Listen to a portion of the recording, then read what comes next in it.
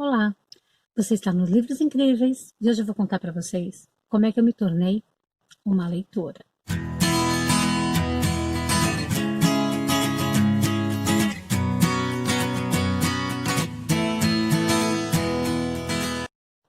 Um monte de gente me pergunta como que eu consigo ler tanto e o que que eu faço para ler tanto, se sempre foi assim ou não.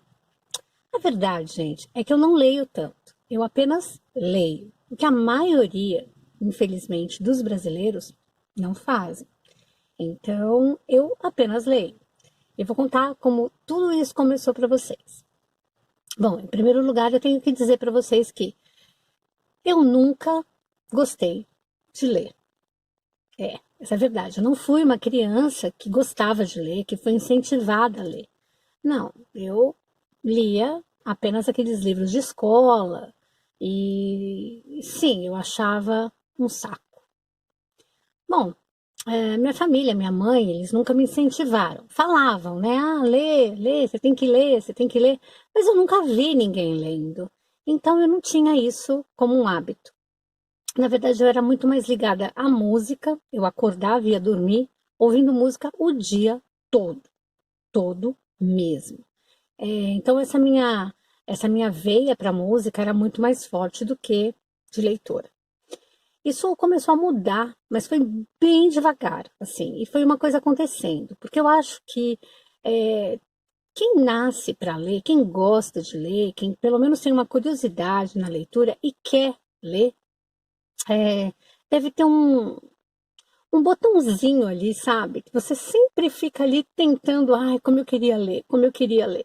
E acontecia isso comigo. Eu queria ler, mas eu não tinha o hábito, eu tinha preguiça, me dava sono, ia ficar parada lá, lendo um livro, e de repente era uma história chata, e se eu não gostasse? Tem tudo isso, né, gente? Então eu me lembro que eu ganhei, claro, o clássico da literatura infanto-juvenil, Poliana e Poliana Moça, do meu irmão e da minha cunhada.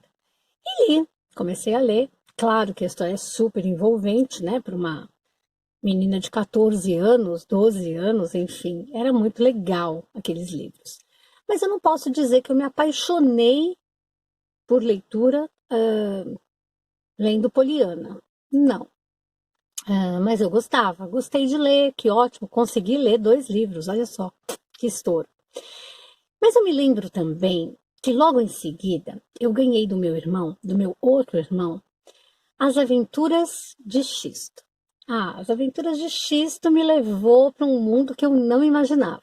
Foi o primeiro livro que me fez dar aquele. Como assim? Sabe? Sabe aquela parada que você dá na leitura e fala, ai, eu perdi alguma coisa? Pois é, As Aventuras de Xisto me levou a sentir isso. Claro, ele é um clássico também, daquela coleção maravilhosa, coleção Vagalume. Essa coleção é tudo, e não precisa ser juvenil, nem adolescente, nem nada. A gente, como adulto, percebe a clareza que ela tem e como ela é maravilhosa. Coleção Vagalume, inclusive, eu tô querendo aí, já estava com esse projeto, né, de pegar a coleção Vagalume e ler novamente. Então, eu estou pensando aí em ler e contar para vocês. Eu li muita coisa na coleção Vagalume, mas assim, paulatinamente, sabe? Devagarinho, lia um, lia outro. E eu gostei, assim, até hoje eu trago no meu coração A Montanha Encantada e A Mina de Ouro. São os meus 2 preferidos da vida, assim. Mas eu li também Um Cadáver Ouve Rádio, O Menino Dourado, O Rapto, né, do Menino Dourado, O Escaravelho do Diabo, enfim. Gente, essa coleção, quem não conhece, por favor, pode começar por ela, porque você vai amar, mesmo sendo livros infanto-juvenil. Claro que tinha na escola aquelas leituras fatídicas, né, gente, do clássico da literatura brasileira. A Mão e a Luva, Dom Casmurro, Cortiço, e assim por diante. Claro que essas leituras, na minha opinião, são leituras muito enfadonhas, mas esse é assunto para um outro vídeo que eu vou fazer com vocês. Mas voltando aqui como eu comecei na leitura. Então eu li esses livros e foi indo, até que, como sou até hoje, né, muito ligada à música, eu estava querendo ouvir Elis Regina, porque eu nunca tinha ouvido mesmo, de sentar e, enfim, ouvir Elis e tirar e ter um parecer, né? Porque eu não sabia se eu gostava, eu não sabia se eu não gostava, eu não sabia o que eu achava de Elis Regina. Então, fui até a FENAC, comprei 5 CDs dela, com as músicas que eu conhecia, que eu queria ouvir e tal. Cheguei em casa e falei, tá, vou ouvir os 5 e aí eu vou tirar minha decisão, que eu acho de Elis Regina. Muito bem, tá, gosto de Elis Regina, ok? Mas eu tô te contando isso por quê? Porque logo em seguida, eu gostei tanto que eu fui atrás da biografia da Elis Regina. Furacão Elis, da Regina Echeverria, foi assim um marco, porque dali eu comecei mesmo a saber que, além de eu querer ler, eu poderia ler. O livro, ele deve ter aí, eu não tenho mais ele, mas ele deve ter aí umas 400 e poucas páginas para mais. Eu li a biografia da Elis em 2 dias. Eu me apaixonei pela escrita da Regina e pela história, né, de vida da Elis. Inclusive, a Trama, hoje, a gravadora Trama, que é do filho dela, tal, na época, ela era uma produtora, ela começou como uma produtora. Então, eu me apaixonei por aquele mundo tão real, que me trouxe, sabe? Me trouxe tudo isso. Eu falei, nossa, que fantástico. E eu me apaixonei. Eu comecei ali a perceber que a leitura era algo fantástico. Então, eu li essa biografia da Elis e depois, logo em seguida, eu me lembro que tinha já dado o boom do livro O Mundo de Sofia. Isso já tinha uns 5, 6 anos para mais. Eu não tinha lido ainda. Eu falei, nossa, e todo mundo falando, todo mundo falando, todo mundo contando desse livro. Depois de uns 5, 6 anos, eu resolvi ler. Entrei no universo da filosofia. Bom, cabe-se dizer que eu li o livro 2 vezes seguidas. Eu li a primeira vez, não entendi o final, fiquei navegando ali no final, para não dizer boiando. Falei, não, é incrível, eu perdi alguma coisa. E aí voltei, li o livro novamente. Ele é um livro grosso, ele é um livro de, acho que umas 400 páginas também. E li novamente, também não entendi o final. E fiquei frustrada. Falei, não, como? Mas é que eu estava tão ansiosa com esse negócio da filosofia, né? O que é, de onde viemos, quem somos, por que estamos aqui, essas coisas todas. Que eu achei que o livro ia me dar respostas. Não que eu estivesse procurando. Não sei por que eu nunca tinha me envolvido com filosofia. Bom, enfim, é uma história super legal. E eu li pela terceira vez para ver se eu entendia o tal do final. Eu vou dizer para vocês que até hoje eu tenho umas dúvidas, sério. Mas esse livro ele me fez mergulhar e junto com o da Elis Regina, me fez perceber que eu conseguia ler. Puxa, eu conseguia ler livros grossos, eu não consegui só ler livros fininhos, não. Esses grossos e que todo mundo falava deles, eu consegui ler.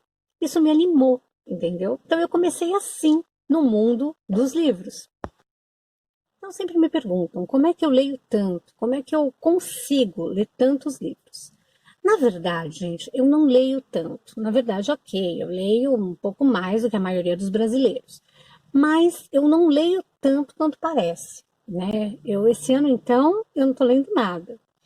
Mas eu tenho uma fórmula, digamos assim. Eu sempre estou com o livro na bolsa. Sempre. É claro que a gente não dá para carregar livro físico, né? Muitas vezes, porque ele é grosso, porque ele é pesado, porque, enfim, não dá para ficar carregando na bolsa sempre. Então, eu sempre estou com o meu Kindle. O Kindle é esse aparelhinho aqui, né? Onde você tem os seus livros, né? Aqui, ó. Tem os livros aqui. E aqui, gente, vocês têm uma variedade infinita de livros. Você pode carregar muito mais de 100 livros na bolsa. Só nessa telinha aqui. Então, agora eu tô lendo Eu, Elton John, como vocês sabem, e é um dos, né, que eu tô lendo. Então, eu sempre tô com um Kindle na bolsa. Claro que tem lugares que eu não vou carregar o meu Kindle. Então, o que que eu faço? Eu uso meu celular. É. A gente tem que perceber que ainda é muito difícil as pessoas dizerem: ah, não, eu leio livro digital. A maioria das pessoas não gostam de livro digital. A maioria acha que ler, se é para ler, a gente tem que ler livro físico. E não é assim, né, gente? Muitas vezes as pessoas deixam de ler porque elas não têm um livro impresso à mão. Então, ó, tem isso aqui, ó. Isso é maravilhoso, maravilhoso. Você pode ter a praticidade, a facilidade e a quantidade à sua mão. Eu apenas tenho hábito. E para ler, gente, é como uma alimentação, é como exercício. Você tem que construir um hábito. Como é que você constrói esse hábito? Na verdade, eu, mesmo na quarentena, eu estou trabalhando 3 vezes na semana. Então, o que que eu faço? Na minha hora de almoço, eu leio, né? Eu tenho ali 2 horas de almoço, mais ou menos. Eu acabo de almoçar e leio, né? Eu sempre tenho um livro na bolsa. Também, gente, assim, tem muita gente que me fala, eu não consigo ler em livro digital. É muito chato, não consigo, prefiro livro físico. Bom, tem gente que reclama, mas também não anda com livro físico, né, na bolsa ou junto com ela. Gente, isso é questão de preconceito. Preconceito porque nós vivemos no celular, lemos o dia todo praticamente. Da hora que você acorda até a hora que você vai dormir, você lê em celular. Então, você não precisa disso aqui, que é um Kindle. Você não precisa dele. Se você não tiver ele que te carrega um mundo de livros aqui, você pode pegar seu celular tranquilamente, e ler pelo celular. Eu faço isso. Às vezes, a oportunidade que você tem, não dá para você tirar um Kindle, por exemplo, num lugar que você sabe que você pode ser assaltada. Mas você, de repente, pode ali mexer no seu celular e ler do mesmo jeito.